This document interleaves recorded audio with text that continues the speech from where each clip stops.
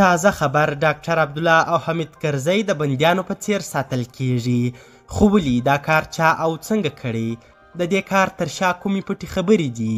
ویډیو بشپړ تعقیب کړئ، په هر څه به پوه سئ. سلامونه قدرمنو لیدونکو، زموږ مشال پریس چینل ته ښه راغلاست. طالبانو کرزی او عبدالله نظربند کړي او د بهرنیو سفرونو اجازه نه لري. طالبانو ډاکټر عبدالله او حمید کرزی له بهرنیو سفرونو څخه منع کړي دي. دا تایید کرزي ته یو نږدې کس کړی دی. په ورته وخت کې حمید کرزي هم ویلي چې تمه وه روسیې او جرمني ته سفر وکړي، ولې دا سفرونه یې ترسره نه سول. راپورونه وایي چې دواړې پخوانۍ سیاسي څهرې د نظربندۍ په شکل دي او د طالبانو له لوري د دواړو مشرانو کړنې څارل کیږي.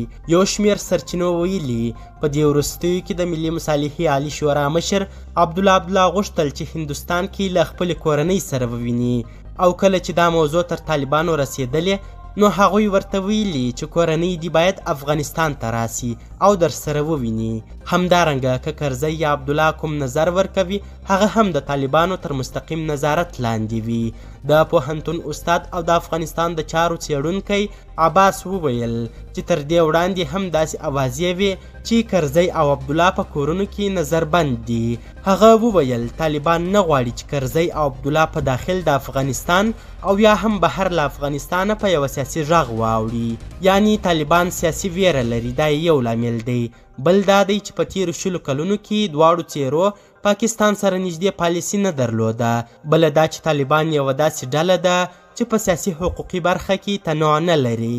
کرزی او عبدالله د اګست پر 15مه د نورو سیاستوالو غوندې له افغانستانه ونه تښتېدل او همدلته پاتې سول، چې لا اوس هم کابل کې دي او د طالبانو تر مستقیم اغیز او څار لاندې دي.